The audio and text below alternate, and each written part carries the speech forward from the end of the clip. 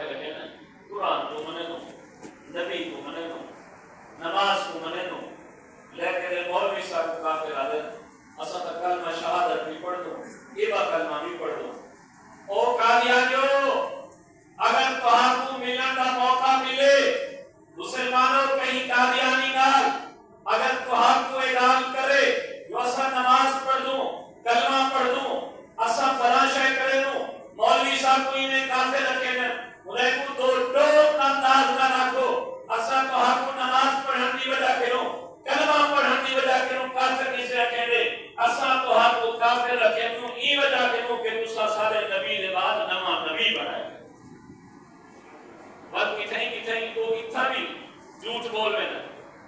ایک کتاب ہے review of religious Mirza Qadiani دے پتر دی کتاب ہے مرزا بشیر احمد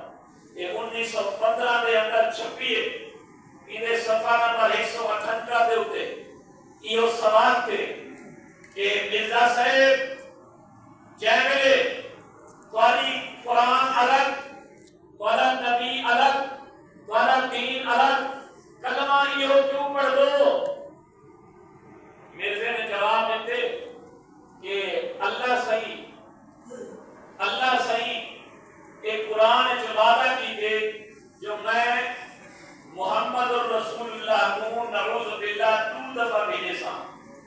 ایک دفعہ مکے مدینے وچ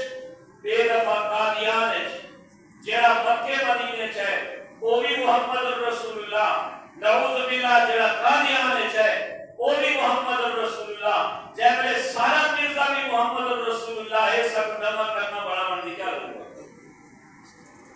گویا وہ آپ نے مرزا قادیانی کو بھی پتا کوئی مسلمان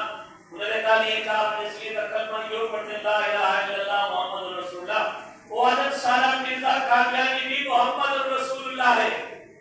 ایک کتاب ہے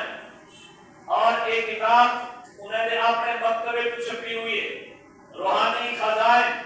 اور روحانی خزائن دے وچ صفحہ نمبر 207 دے اوپر یہ صاف لکھے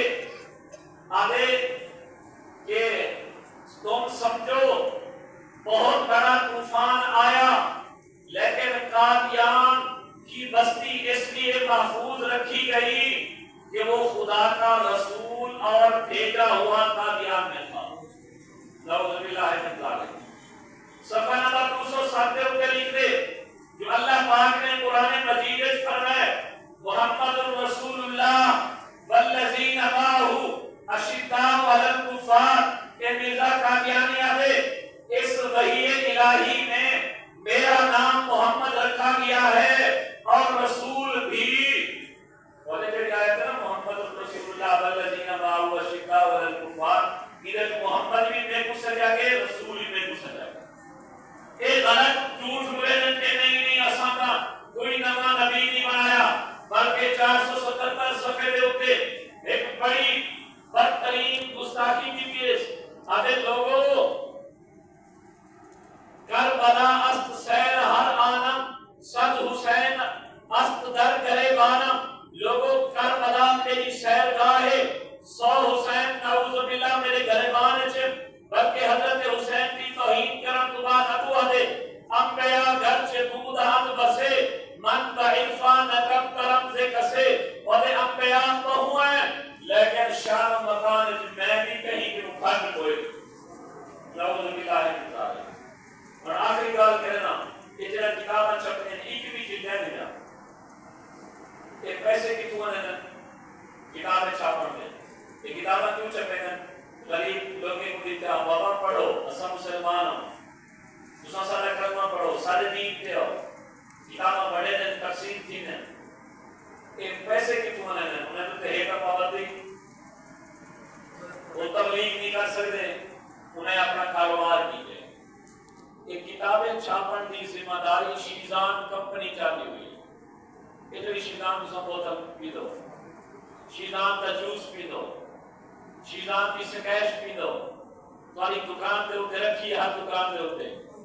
ایمان والا غیرت کری یہ شیزان کو 50 روپے دی گھنم دی